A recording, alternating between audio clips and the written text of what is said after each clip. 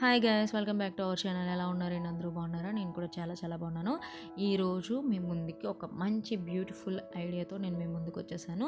చూస్తున్నారు కదా, ఇది ఒక ఫుల్ గేర్ ఉన్న లాంగ్ ఫ్రాక్ అనమాట. ప్యూర్ కాటన్ అండి ఇది. నేను ఇది తీసుకొని ఒక 2 years అయిపోయింది. నేను దీన్ని బాగా వాడి అలా ఈ కలర్ మొత్తం చేంజ్ అయిపోయేటట్టు చేసేసాను. సో దీనికి ఫుల్ కలర్ చేంజ్ అయిపోయింది.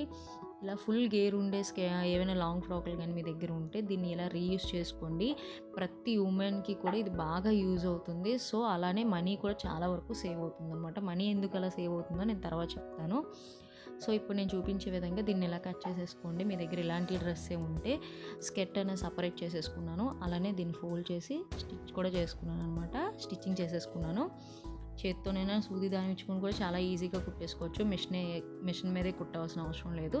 సో ఈ పై పార్ట్ ఉంది చూసారు కదా, ఈ పార్ట్ అనేది మీరు ఏదైనా కాటన్ డ్రెస్సులు కానీ లైనింగ్ లేని ప్లేన్ డ్రెస్సులు ఏమైనా ఉంటే చూడీదర్స్ వాటి మీద ఇది మనం లోపల పెట్టికోట్స్ లాగా కూడా యూజ్. సో కానీ నేను ఇక్కడ దీన్ని వేరే విధంగా యూజ్ చేయాలనుకుంటున్నాను. అది ఎలానో ఇప్పుడు నేను చెప్తాను.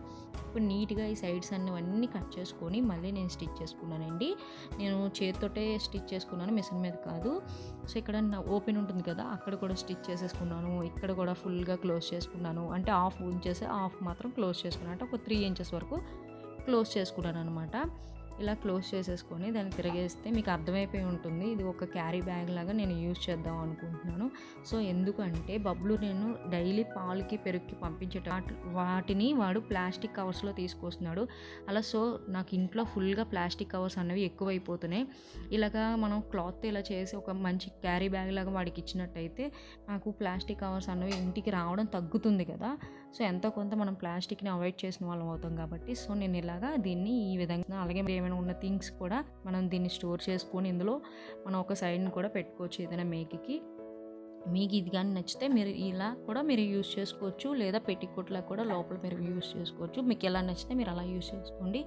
నేను మాత్రం క్యారీ బ్యాగ్ లాగా యూజ్ చేస్తున్నాను. ఇప్పుడు స్కెట్ మాటకు వచ్చేస్తే ఈ స్కెట్ చూసారు కదా, నేను క్లోజ్ చేసేసి మొత్తం అంతా సూది దారం ఇచ్చుకొని స్టిచ్ చేశానండి, మిషన్ మీద కాదు.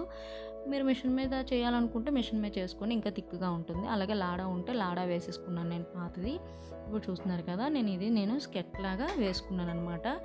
ఇప్పుడు వచ్చి నేను మనీ సేవ్ అని ఎందుకు అన్నాను అంటే, ఇందాక మనం చాలా ఇలాంటి శారీస్ డ్రెస్సులు కుట్టుకునేటప్పుడు లోన లైనింగ్ అన్నది వేసుకోవాల్సిన అవసరం ఉండదన్నమాట. ఎందుకు అంటే అవి లైనింగ్స్ వేసుకోవడం వల్ల ఎక్కువ డబ్బులు యూజ్ అవుతాయి మనకి ఖర్చు అన్నది.